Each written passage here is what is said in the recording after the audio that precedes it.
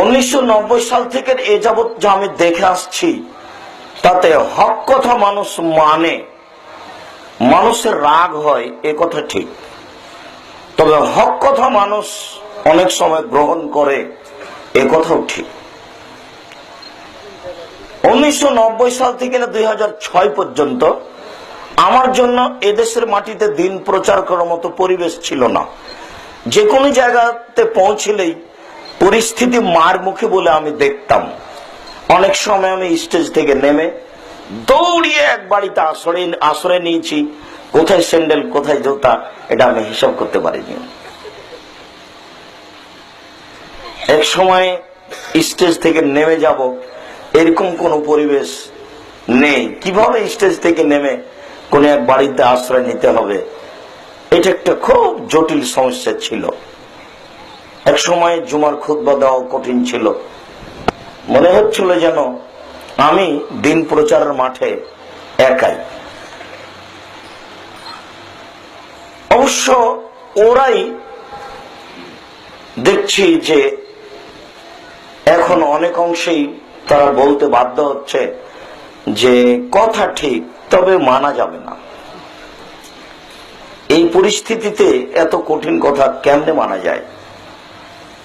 বহু মানুষ সময়ে সময়ে এসে হাত ধরে ক্ষমা নিচ্ছে।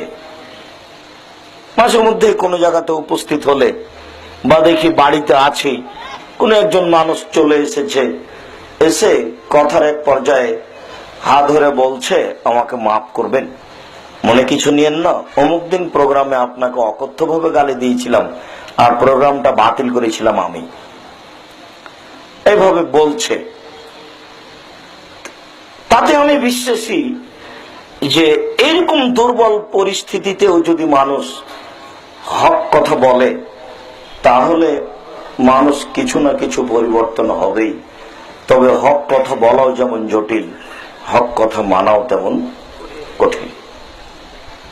হক কথা বলা জটিল এই জন্য যে আমি যে 1 ঘন্টা যাবত আপনাদের সামনে কথা বলবো, 2 ঘন্টা যাবত কথা বলবো, এই পুরো 2 ঘন্টা সময়কে কোরআন এবং হাদিস দিয়ে পূর্ণ করা খুবই কঠিন।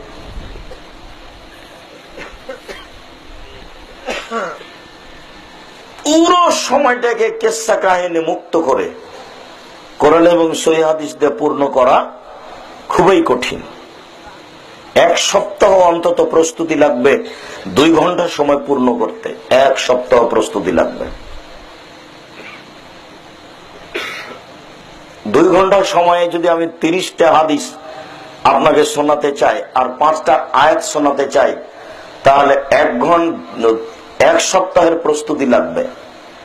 এবং একা একাই এই 30টা হাদিসকে সিরিয়াল দিতে হবে যে এরপরে এটা, এরপরে এটা, এরপরে এটা, অন্তত 30 থেকে 40 বার সিরিয়াল দিতে হবে।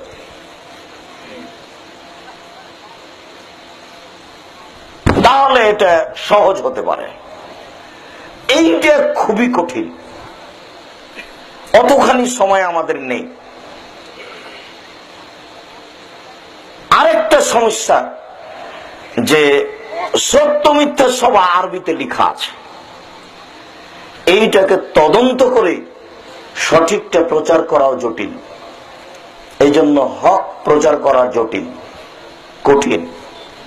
একে তো সব আরবিতে লেখা আছে, তাকে তদন্ত করে ভালো মন্দ বিবেচনা করা খুবই কঠিন। দ্বিতীয়ত এই পুরো সময়টাকে কোরআন এবং হাদিস দিয়ে পূর্ণ করা খুবই কঠিন। সত্য মিথ্যা কথা বাংলা বইও লেখা আছে। মুকসিদুল মুমিনিন বইয়ের এক জায়গাতে লেখা আছে হেডলাইন, অবিবাহিত পুরুষ নারীর পড়া নিষেধ। এখন যেই পাতা উল্টিয়া যেই দেখে সেই মনে করে যে এতে কি লেখা আছে পড়ি, তাহলে হেডলাইনটাই ভুল। যেই এই হেডলাইনটা পড়বে তারই একটা মনে জাগবে যে সে কি লেখা আছে। অবিবাহিত ছেলে মেয়েকে পড়তে নিষেধ করলেন কেন? এত এত গুরুত্বপূর্ণ একটা হেডলাইন সবাই পড়তে চাইবে।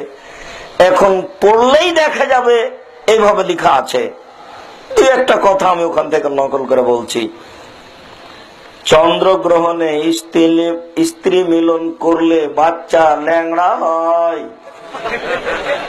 সূর্যগ্রহণে স্ত্রী মিলন ঘটলে বাচ্চা ভ্যাংচা হয়, ভরা পেটে স্ত্রী মিলন হলে বাচ্চা কানা হয়, সফরের পূর্বে স্ত্রী মিলন হলে বাচ্চা এই অবস্থা হয়। আল্লাহুস সামাদ। প্রতিটা কথাই কোরআনের বিরোধী, অথচ আল্লাহ তাআলা কোরআনে বলছেন যে নিসাউকুম হারসুল লাকুম ফাতু হারসাকুম আন্না শাইতুম। তোমাদের স্ত্রী তোমাদের ক্ষেত, তোমাদের স্ত্রী তোমাদের জমি, তোমরা তোমাদের স্ত্রীর কাছে আসো তোমাদের ইচ্ছা মতো। সকালেই কি আর বিকেলেই কি আর ভরা পেটেই কি আর খালি পেটেই কি আর চন্দ্রগ্রহণেই কি আর সূর্যগ্রহণেই কি, এর ধর্মে 5 পয়সা দাম দেয় না এখানে।